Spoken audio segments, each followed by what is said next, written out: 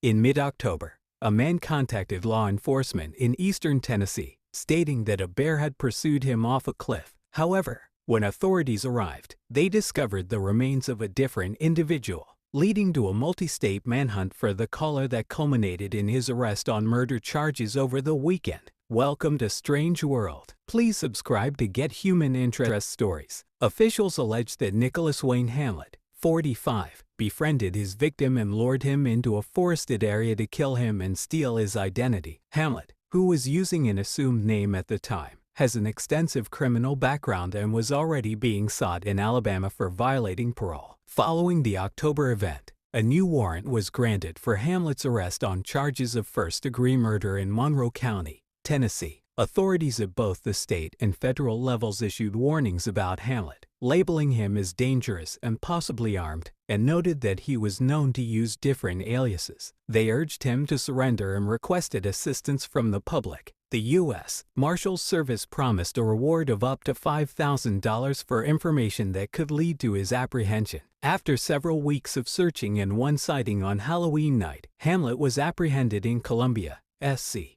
on Sunday, thanks to a vigilant citizen who noticed Hamlett at a local hospital. This manhunt has ended peacefully, stated Monroe County Sheriff Tommy Jones in a press release. According to Columbia Police, a hospital staff member recognized Hamlett and notified the authorities, who confirmed his identity through fingerprints. They mentioned that steps are being taken with Tennessee officials to extradite Hamlett to Monroe County. What transpired in the forest? According to the Monroe County Sheriff's Office, a troubled hiker dialed 911 just before midnight on October 18th, claiming to be Brandon Andrade. He informed the dispatcher that he had tumbled off a cliff while fleeing from a bear, the office stated, noting that the call originated near a bridge along the Cherahalla Skyway, a 43-mile scenic national byway in Tellico Plains. The panicked caller alleged that he was injured and partially submerged in the water, according to a call for dispatch that was obtained by the Knoxville News-Sentinel. The male individual had hit his head, was incapacitated, and is full, and displayed only 2% battery, unable to reach 911. Search and rescue teams quickly arrived at the location and discovered a man's body, which had identification for Mr. Brandon Christopher Andrade on him. He was taken to the forensic center while investigators examined the area. Following a more in-depth investigation, detectives found that the deceased individual was not Brandon Andrade. They stated that the identification had been stolen and used on numerous occasions in this particular instance, as they soon realized, by Hamlett,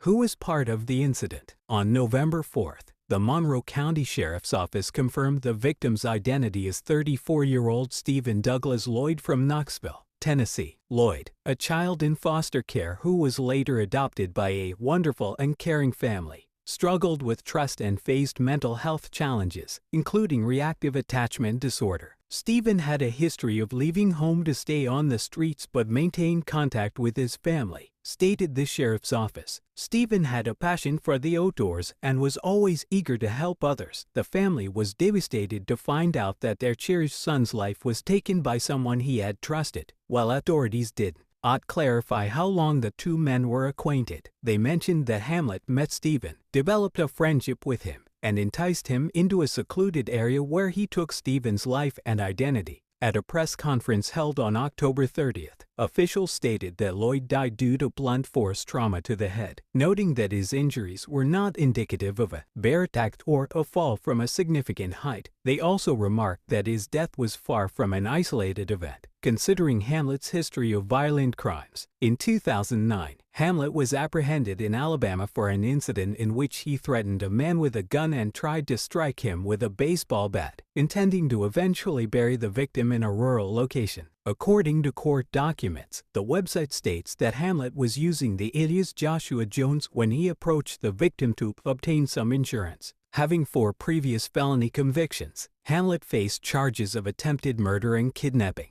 but he ultimately accepted a plea deal for the lesser charge of felony assault. In 2012, Hamlett received a 20-year prison sentence and was released on parole in July 2016. Where is Hamlett now? In the weeks following Llyod's death, law enforcement encouraged the public to keep an eye out for Hamlett and urged him to surrender. "Let's resolve this peacefully, surrender and face the legal process," stated Joseph Carrico, the special agent leading the FBI Nashville office, during the press briefing. "We will track you down, regardless of where you attempt to conceal yourself." Law enforcement indicated that Hamlett has connections to Tennessee, Montana, Alaska, Kentucky, North Carolina, and Florida, implying that he may have escaped to another state. Their suspicion was validated. On Halloween night, authorities in Chapin, SC, where Hamlett allegedly has relatives, reported that he was seen in the vicinity and advised trick-or-treaters to remain alert. They confirmed that he was observed near the local high school in the early hours of November 1st and that state and federal agencies were conducting a search in the area. Their search efforts did not yield any results. The following Friday, 1 week after the sighting,